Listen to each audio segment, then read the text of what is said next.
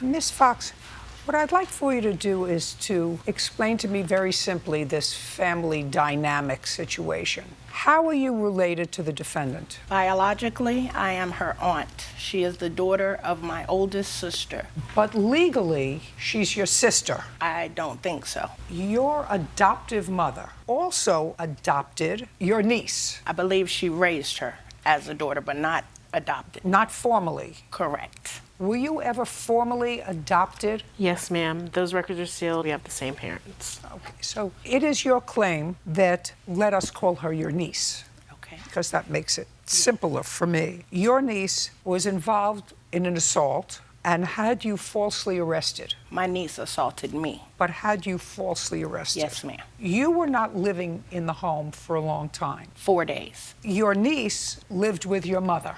Forever. You came home when? To live March 31st. And you came home on March 31st with your mother's permission. Yes, ma'am. That didn't work out. Your niece still lived there. She's always lived there. How old are you?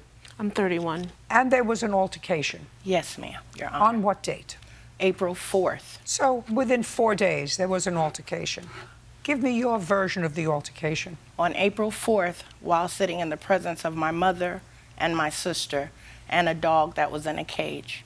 Is this your mother? Yes, ma'am. Okay. I was sitting on the floor talking to the dog in the cage. My mother and my niece were sitting at the kitchen table in arm's reach of me. We were discussing how moving on is important to not get depressed. I brought up a situation that was very near and dear to my niece, having to do with a child that she lost. It died.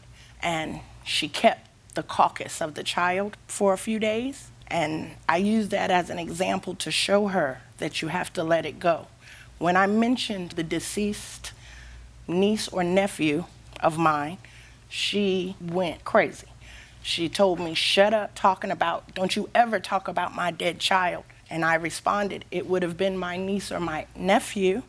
She stood up while I was on the floor and lashed at my neck with her right arm and choked me. I did not want to fight back. So I let her, and I'm asking my mother to please intervene. My mother didn't. So ultimately, I overpowered her, which I could have the entire time, and I stood up, and it was over. It was the wee hours of the morning, maybe 1 a.m. or 2 a.m. Had anybody been drinking? Yes, ma'am. Who had been drinking? All of us. Yes, ma'am. So this conversation about depression and deceased babies all happened while everybody had been drinking. Had a cocktail. Well, Not 1 or many, 2 in the but- morning, I'm not saying you were dead drunk. I'm Okay. saying everybody was Excuse me, Your letting it Honor. out. I don't drink. I'm a dialysis patient. I don't drink. So they were drinking. No, my mother doesn't drink either. But your aunt was drinking. She drinks quite often, yes. Okay, so now it's 1 or 2 in the morning, and? Once it was de-escalated because I overpowered her, and once I overpowered her, she realized she can't Don't win. tell me what she realized. You I overpowered walked her. away. Once it Okay. was de-escalated to a point where I could remove myself from the situation, Okay, so you walked I away. went to bed. When the sun came up, I went to the courthouse, 8 a.m. that morning, to file a restraining order. What did you want to happen with the restraining order? I wanted someone to explain to my niece that it's unacceptable to put your hands on someone. Did your restraining order ask that she be removed from the house? No. Your Honor, I have copies of that information. May I see it? Yes, ma'am. It's right here. Yeah, on here, she was asking for me to be removed from the house. That's what I want to and all that. see.